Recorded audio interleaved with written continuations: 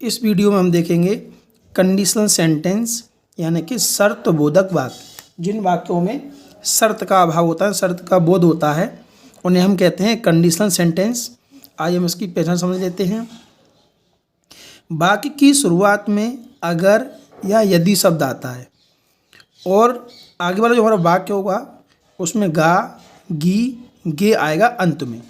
शर्तबोधक वाक्य में यानी कंडीशनल सेंटेंस में दो वाक्य होते हैं। तो पहले वाले वाक्य की पहचान होगी गा, गी, गे, बीच में आपको तो शब्द देखने के लिए मिलेगा, और दूसरा वाक्य होगा उसकी भी पहचान होगी गा, गी, गे। इतना आपको पता होगा। यदि किसी वाक्य के अंत में गा, गी, गे शब्द आता है तो वाक्य हमारा होता है फ्यूचर इंडेफिनिट टेंस का। तो इसमें भी गा, गी, गे है, ये फ्यूचर इंडेफिनिट टेंस का होगा, और ये भी गा, गी, गे, ये भी फ्यूचर इंडेफिनिट टेंस का है। लेकिन कंडीशनल सेंटेंस में क्या होता है, दोनों ही वाक्यों की पहचान एक जैसी है, फिर भी जो हमारा आगे वाला जो वाक्य होगा वो बनेगा हमारा प्रेजेंट इंडेफिनिट से, और दूसरा जो वाक्य होगा वो हमारा बनेगा फ्यूचर इंडेफिनिट से। बेशक इसमें गा, गी, गे आ रही है, लेकिन इसको हम बनाएंगे प्रेजेंट इंडेफिनिट के नियम से। यानी कि कर्ता एक वचन होगा तो SIS लगाएंगे, कर्ता बहुवचन होगा तो SIS नहीं लगाएंगे, और जो पीछे वाला वाक्य वो बनेगा फ्यूचर इंडेफिनिट में। यदि हमारे वाक्य कर्ता आई और वी होगा तो इसमें हम लगाएंगे सेल, और बाकी सभी के साथ लगाएंगे विल। और अगर और यदि की स्पेलिंग हमें लगानी है इफ़। बहुवचन कर्ता होते हैं चार, मैं, हम, तुम, वे। ये चार बहुवचन कर्ता होते हैं। इनके साथ हमें SIS का प्रयोग नहीं करना होता है। और यदि कोई भी कर्ता एक वचन आए, जैसे किसी का नाम सीता, गीता, सोहन, मोहन, तो हमारे वाक्य कर्ता एक वचन होगा, तो हम प्रेजेंट इंडेफिनिट के नियम के हिसाब से उसमें SIS लगाएंगे मेन वर्ब में। अब देखते हैं वाक्य। पहला वाक्य दिया हुआ है, यदि राम आम तोड़ेगा तो मैं आम खाऊंगा। देखिए शर्त लगी हुई है, यदि राम आम तोड़ेगा तो मैं आम खाऊंगा। दोनों वाक्यों की पहचान में देखेंगे गा, गी, गे और गा, गी, गे। हिंदी में यदि आप देखेंगे तो दोनों वाक्य फ्यूचर इंडेफिनिट टेंस के दिखाई देते हैं, लेकिन ऐसी कंडीशन में हमारा जो आगे वाला वाक्य होगा वो बनेगा प्रेजेंट इंडेफिनिट के नियम से, और दूसरा वाला बनेगा फ्यूचर इंडेफिनिट के नियम से। तो हम देखते हैं, यदि की स्पेलिंग हम लगाएंगे इफ़। अब राम आम तोड़ेगा, इसको आपको बनाना है प्रेजेंट इंडेफिनिट से। तो राम पीछे से बनाएंगे तोड़ना की प्लक। राम एक वचन करता है तो मीनिंग में हमें एस या ES लगानी है। अब समस्या ये आती है कि हम S लगाएं या ES लगाएं। तो हमने प्रेजेंट इंडेफिनिट की एक वीडियो बनाई हुई है, उसको आप अवश्य देखें। यहाँ पर हम आपको शॉर्ट में समझा देते हैं। यदि किसी भी मीनिंग का अंतिम अक्षर O, X, SH, CH या SS हो और हमें SIS लगानी हो, तो अंतिम अक्षर इनमें से है तो हम लगाते हैं ES, और अंतिम अक्षर इन 5 अक्षरों में नहीं होता है तो हम लगाते हैं S। तो हम इसमें SIS लगाएंगे, देखेंगे अंतिम अक्षर क्या कौन सा है हमारा K इन 5 अक्षरों में नहीं है तो हम लगाएंगे S। तो इफ राम प्लक्स आम की मैंगो, तो के लिए हम लगा देते हैं कॉमा। मैं आम खाऊंगा, ये बनेगा फ्यूचर इंडेफिनिट से, तो आई, और आई से हम लगाएंगे सेल, पीछे से बनाएंगे खाना की ईट, और आम की स्पेलिंग हो जाएगी मैंगो। तो हमारा वाक्य बनेगा if Ram plucks mango I shall eat mango. दूसरा वाक्य इसमें हमारा, अगर तुम मुझे खून दोगे तो मैं तुम्हें आज़ादी दूंगा। दोनों वाक्य की पहचान गा, गी, गे है, लेकिन आगे वाला बनाएंगे प्रेजेंट इंडेफिनिट से। तो अगर यहाँ पे अगर शब्द आए या फिर यदि शब्द आए, हमें इसकी स्पेलिंग लगानी पड़ती है इफ़ यू। अब पीछे से बनाएंगे तो दोगे, यानी देना की स्पेलिंग होती है गिव, GIVE। हम SIS नहीं लगाएंगे क्योंकि हमारे जो वाक्य करता है वो बहुवचन है, और बहुवचन करता होता है तो प्रेजेंट इंडेफिनिट में हम SIS नहीं लगाते हैं। देना की गिव, और हमेशा मेन वर्ब के बाद ही हम ऑब्जेक्ट लगाते हैं। मुझे की होती है मी, और खून की होती है ब्लड। तो if you give me blood, तो अगले कॉमा लगा देंगे, मैं तुम्हें आज़ादी दूंगा, आई सेल गिव, और मैंने के बाद ऑब्जेक्ट लगाएंगे यानी यू, आज़ादी की होती है स्पेलिंग फ्रीडम। तो हमारा वाक्य बनेगा if you give me blood, यदि तुम मुझे खून दोगे, आई शैल गिव यू फ्रीडम, मैं तुम्हें आज़ादी दूंगा। हमारे इसमें तीसरा वाक्य है, यदि धोनी आज मैच खेलेगा तो भारत मैच जीत जाएगा। तो इफ़ धोनी, खेलना की प्ले,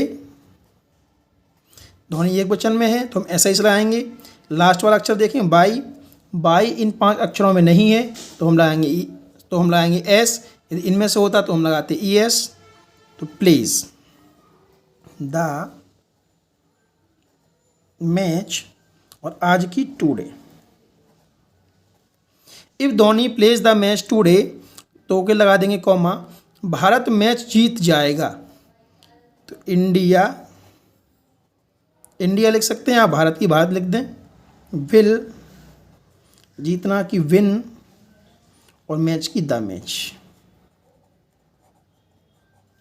तो हमारा वाक्य बनेगा if Dhoni plays the match today, India will win the match. आइए हम इसमें देखते हैं नेगेटिव सेंटेंस। देखिए नेगेटिव को हिंदी में कहते हैं नकारात्मक।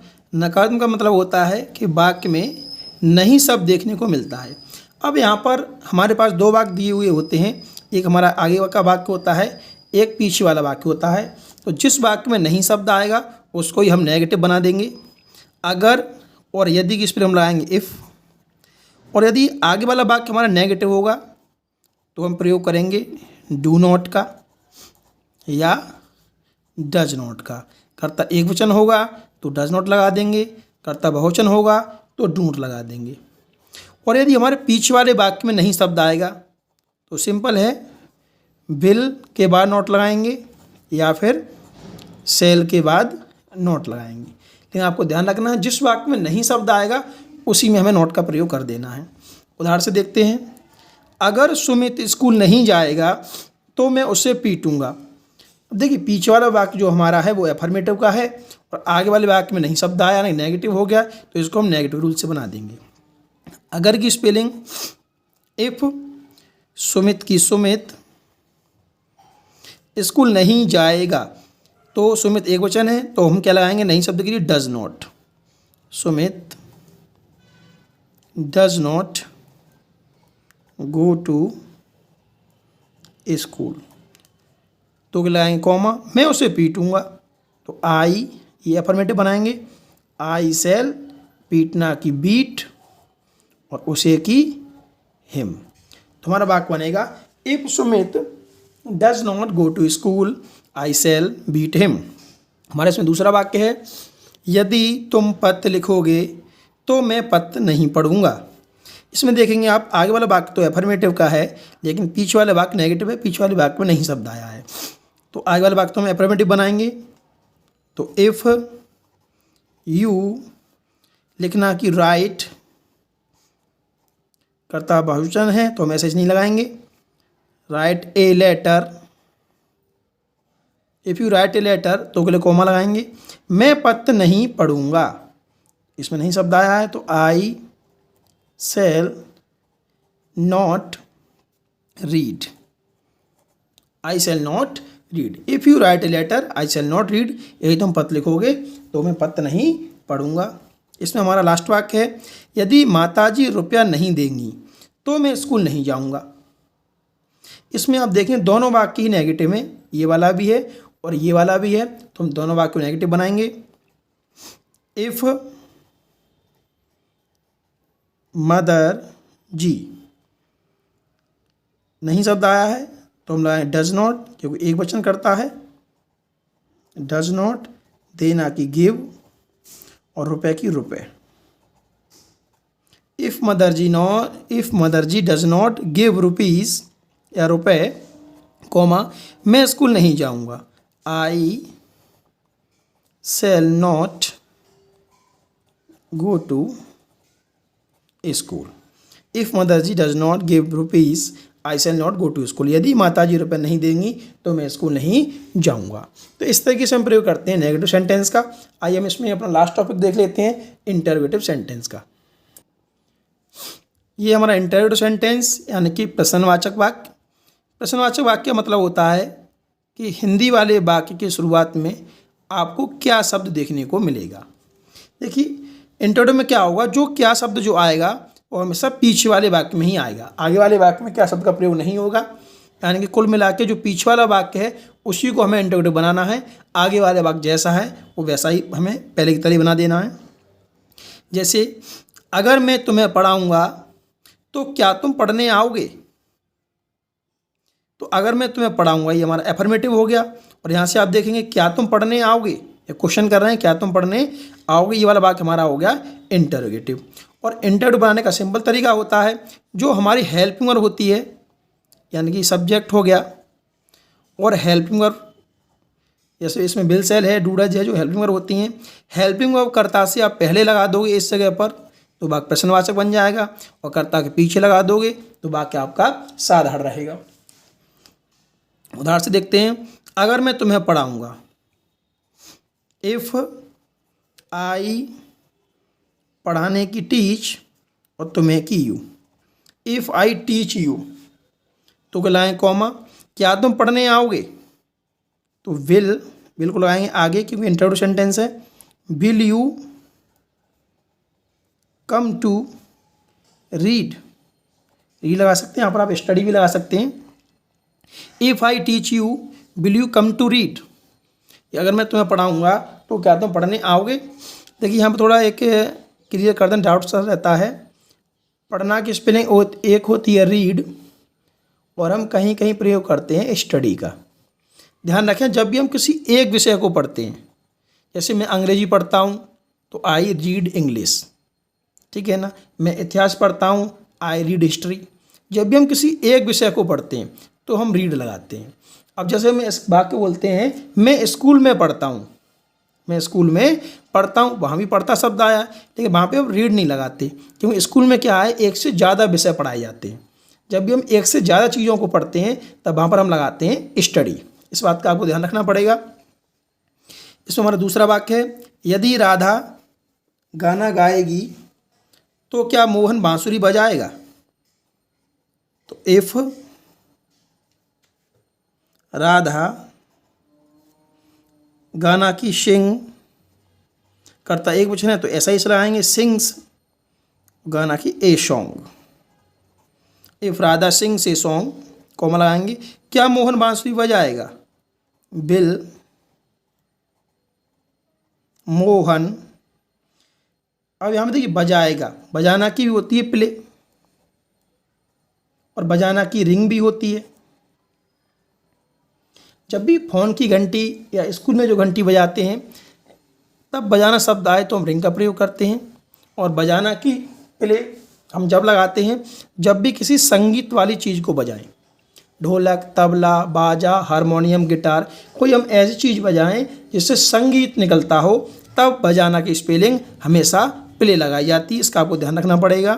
तो विल मोहन प्ले बांसुरी की फ्लूट, FLUTE। तो if Radha sings a song will Mohan play flute, यदि राधा गाना गाएगी तो क्या मोहन बांसुरी बजाएगा।